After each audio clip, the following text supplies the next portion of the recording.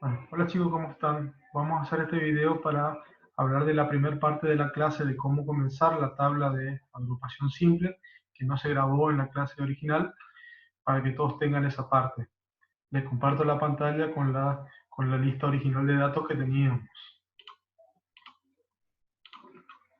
Bueno, la idea de agrupación de datos en agrupación simple, valga la redundancia, sirve para acomodar un montón de datos en una tablita para que se pueda ver de forma más fácil. Esto sirve para cuando tenemos muchos datos, más, por ejemplo, 50, 100, 200 datos, que es difícil manipularlos sin agrupar. Para poder utilizar esta tabla es necesario que los datos tengan poca variabilidad, es decir, que la cantidad de datos, de tipos de datos que aparecen en la lista sean pocos. Es decir, por ejemplo acá estamos hablando del desempeño deportivo de un jugador de básquet, donde se evalúa la cantidad de faltas que cometió a lo largo de una temporada del año pasado, de 50 partidos. Acá vemos que la cantidad, si yo hablo de la cantidad de faltas, esa variable tiene poca variabilidad. ¿Por qué? Porque solamente las faltas pueden ser del 0 a 5 faltas. No hay muchos valores que pueden aparecer en esta lista. Si hay muchos valores que pueden aparecer en esta lista, por ejemplo, el 0 al 100, del 0 al 20, entonces tenemos que trabajar con otro tipo de organización que sería por intervalos. Para recordar un poquito, cuando hablamos de la variable, siempre hablamos de lo que se pregunta en el problema, la situación, a los elementos de la muestra. En este caso, la variable es lo que nosotros anotamos, ¿sí?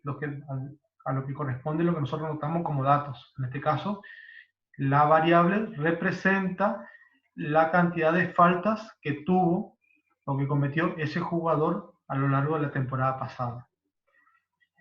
Lo que es la muestra, ¿sí?, representa los datos, de dónde sacamos esos datos que tenemos en la lista. En este caso, estos datos los sacamos de los 50 partidos que jugó o que se miró de este jugador. Y la población sería el conjunto que incluye a esa muestra. En este caso, si mi muestra son solamente 50 partidos de una temporada, la población podría ser todos los partidos de la temporada. Siempre la población y la muestra tienen que tener la misma unidad. Ahora, vamos a trabajar con esta tabla. Esta tabla se compone en general con 7 columnas básicas. Con estas 7 columnas yo puedo organizar mis datos, puedo calcular todos los valores de medidas de tendencia central y de posición. Para calcular las medidas de variabilidad que vimos, varianza, desviación estándar, desviación media, tenemos que agregar 2 columnas más que lo veremos en la próxima clase. Ahora, ¿qué corresponde esta tabla?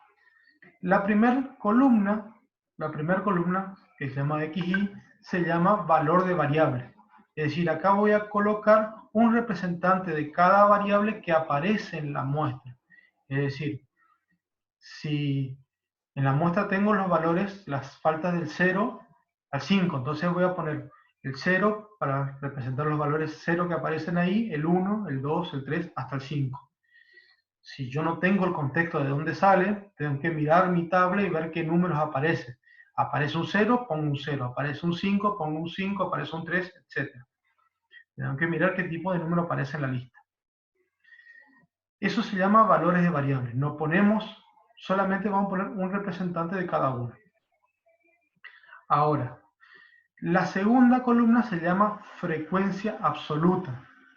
Es decir, cuántas veces aparece cada valor de variable en la lista. Por ejemplo, cuántas veces aparece el 0, cuántas veces aparece el 1, cuántas veces aparece el 2. Vamos a trabajar con esta. Acá tengo ordenada mi misma lista, pero en forma ordenada para que se vea más fácil el conteo. No hace falta ordenar para poder para poder contar, sino que puedo hacerlo directamente de la lista original. Pero lo ordené para que sea más rápido y darnos cuenta que es nos referimos. Por ejemplo, tengo la variable 0. Me fijo cuántas veces aparece el valor de variable 0. En la lista ordenada me aparece 3 veces. Entonces, la frecuencia para el valor 0 va a ser 3. El 1, la frecuencia para el valor 1. Entonces, me fijo cuántas veces aparece el 1 en mi lista. En este caso me doy cuenta que aparece 7 veces. Entonces, la frecuencia para el valor 1 es 7. El 2 veo que aparece 10 veces.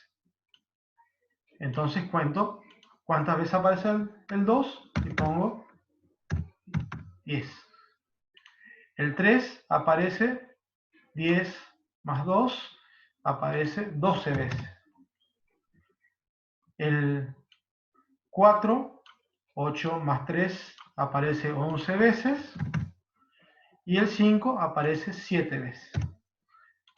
Cuando yo hago la suma de las frecuencias, ¿sí? Sumo todo, el resultado me tiene que dar lo mismo que el tamaño de mi muestra, es decir, los 50 partidos que en este caso tenemos.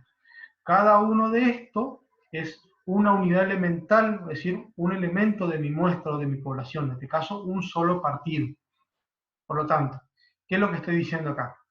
Que para que 0 faltas se repitieron en 3 partidos, una falta se repitieron en 7 partidos, 2 faltas en 10 partidos y así sucesivamente.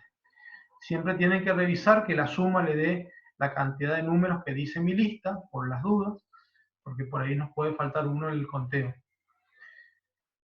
Siempre acuérdense de tener cuidado. Cuando yo hablo de un valor que calculo, siempre estoy hablando de un valor que corresponde a la muestra. Entonces, por ejemplo, si yo calculo una muestra, calculo una mediana o un promedio, siempre estoy calculando de algo con respecto a los elementos de mi muestra. En este caso, por ejemplo, si digo, acá puedo ver que el mayor valor que se repite es 3, es decir, la mayor cantidad de partidos, en la mayor cantidad de partidos se cometió 3 faltas. Entonces, la respuesta sería que en la mayor cantidad de partidos, siempre hablo de los valores de el elemento de mi unidad, de mi muestra, y después digo recién, en la mayoría de los partidos se cometió 3 faltas, ¿sí? Cuando hicimos la mediana siempre tenemos que hablar el 50% de los partidos pasó tal cosa u otra. Cuando hicimos el promedio decimos el promedio de los partidos fue tanto. Por los partidos que se evaluó el promedio fue tantos puntos, en este caso tantas faltas. Eso tienen que tener en cuenta para mirar la parte de datos. Bueno, espero que les haya servido este video. El resto está en el otro video de la clase, así que lo pueden mirar ahí. Nos estamos viendo en el próximo video o en la próxima clase.